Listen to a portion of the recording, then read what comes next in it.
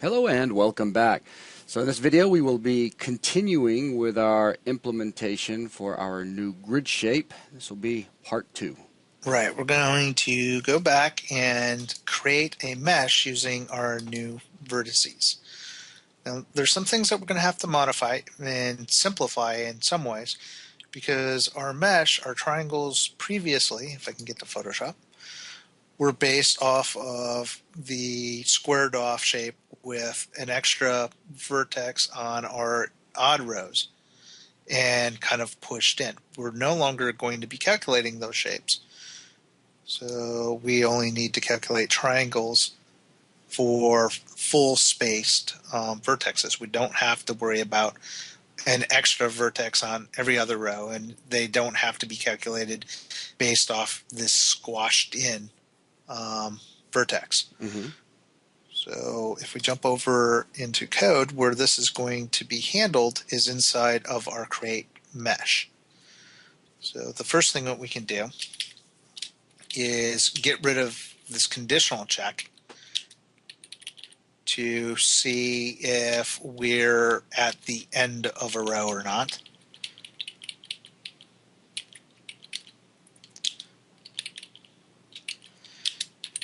So I can get rid of those conditionals on both the even and odd rows. And we still need to calculate even and odd rows slightly different because the shapes are diametrically opposed. So on our first row, we start with the triangle that starts pointing up and then down and alternates all the way through our pattern. Where on every other row, we start with a triangle that's facing down and then goes up. So we have to still calculate our triangles based on exactly. But we still have two different shapes for each one of these. So we can't get rid of creating two triangles for each pass through, but we don't have to deal with a different shape when we're at an end or one of the ends of the rows because we don't have that half triangle. Well, actually, a half triangle is a triangle still, but we don't have that weird shaped triangle that we have to deal with. Right. But it also adjusts our winding orders. So in our first case, on our even rows, our winding orders are still the same, but on our odd rows, our winding orders are going to be slightly different. So we're going to have to deal with those as well. And we also have to adjust our X count because our vertices are going to vary from what they were before.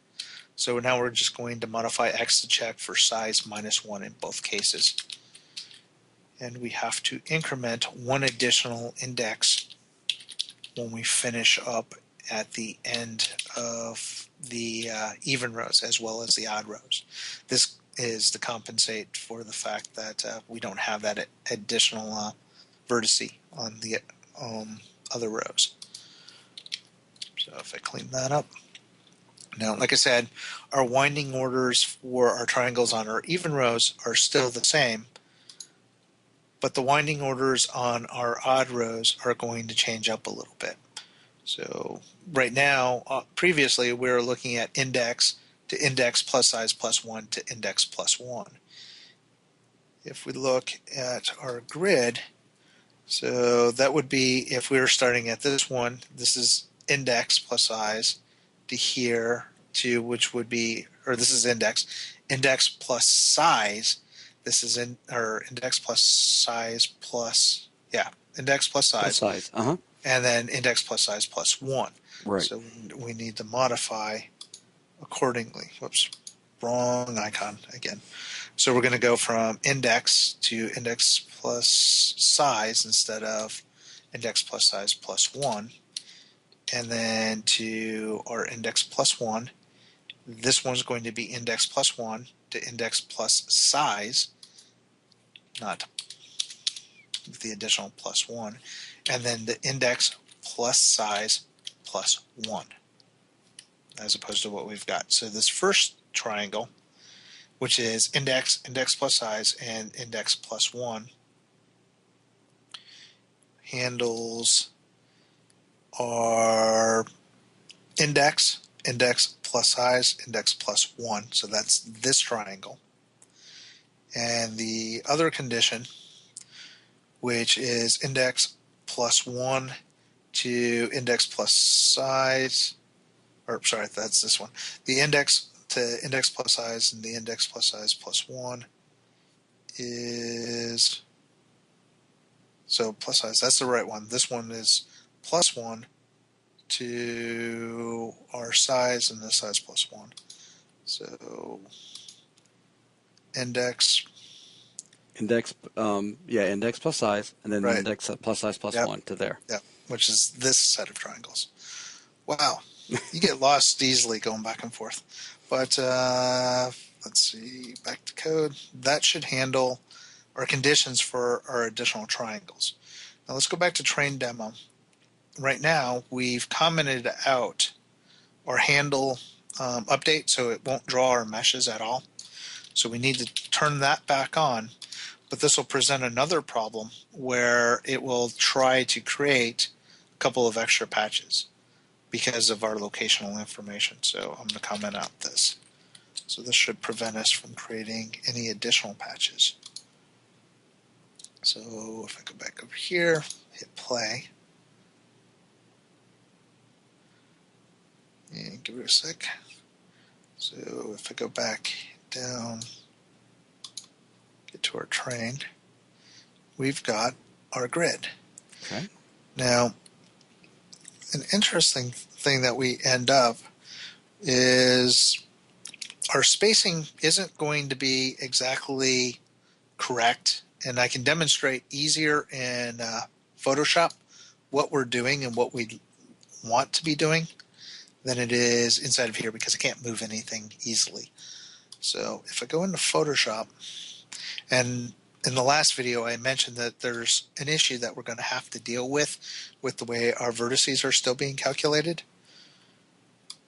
That is going to be related to the way everything's drawn up. So I've got a little visual for us.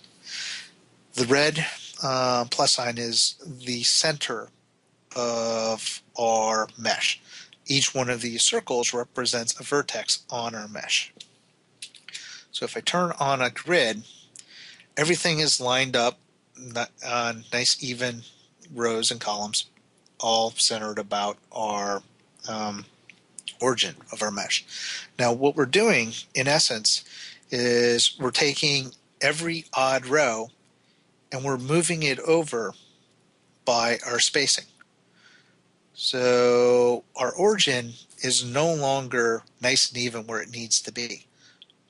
What we'd like to do is have our patch, the mesh of the patch, centered around our origin.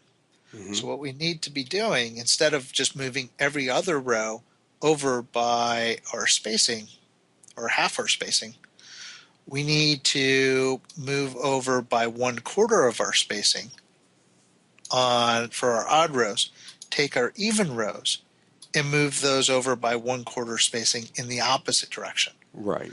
So now we're still getting every other row offset by half, but because we're doing a 1/4 offset for each one, we balance out the distribution of the vertices evenly around our origin. So everything is balanced nice and evenly. Okay. So we need to do that via code. So I'm going to go back into Unity, make sure I'm not running still. And then go back into code.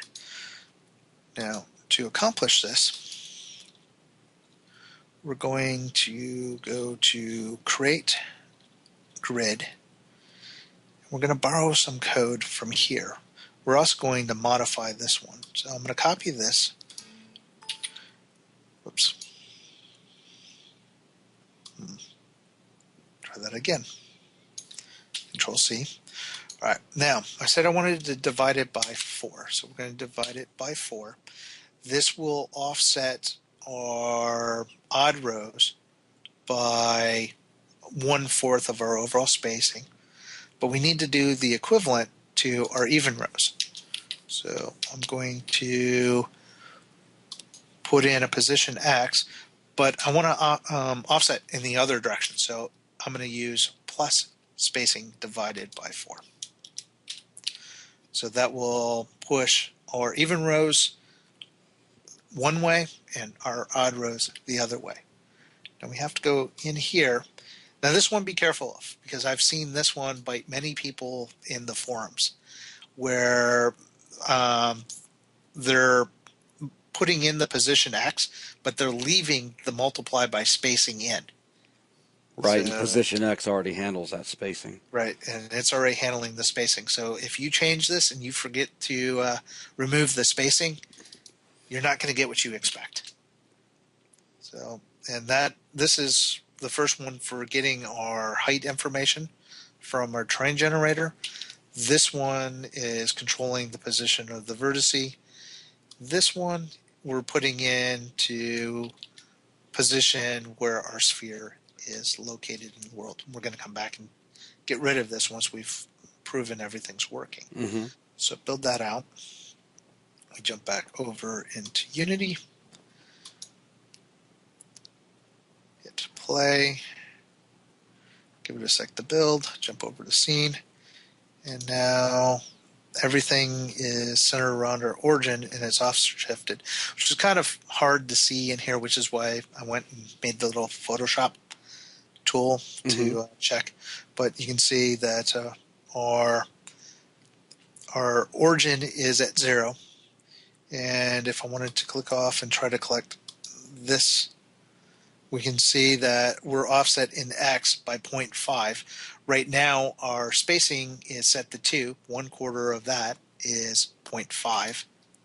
So that gives us that quarter spacing. So this one should be at negative 0.5, as it is. And this one would be at negative 1.5, which is 2 less than our other one. So spacing is all working out the way it should. Cool. And we have no empty gaps. If for some reason when you're building this out and your mesh doesn't come out solid, if you're missing stuff, flip it over and look on the underside. And you're probably going to see some triangles that are shifted that show up differently. You could also see some really funky lighting stuff where it's darkened in weird areas. That usually is an indicator that you've got a triangle that's reversed. If that happens, and it happened to me a lot while I was trying to sort out the numbers, the problem that you're getting is most likely going to be inside of the create mesh. One of these numbers is wrong on your triangle indexes. In either the even or odd case, you are missing the -1s on the X loops, or you forgot to put this index in. Matter of fact, if I comment this out, go back, I should be able to demonstrate what it does.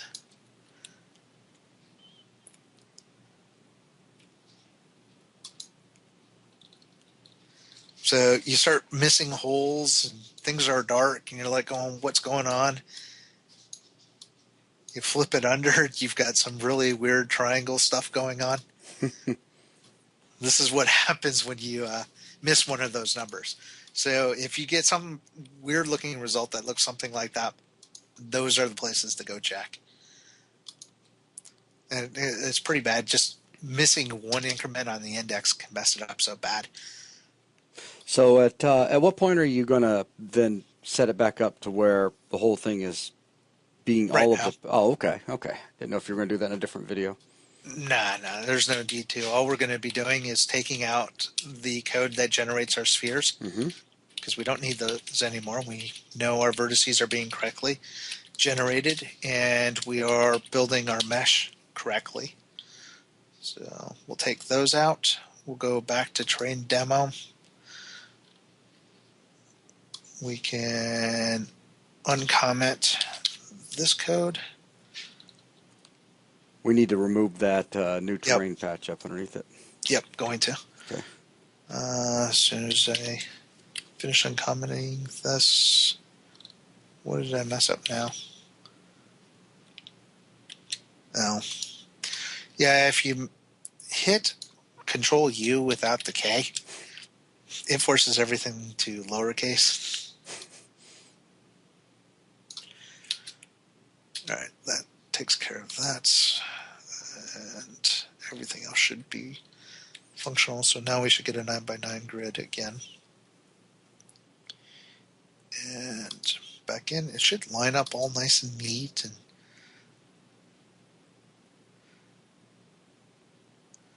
so that's a little bit bigger than what we had before. Mm-hmm. If I frame up on it,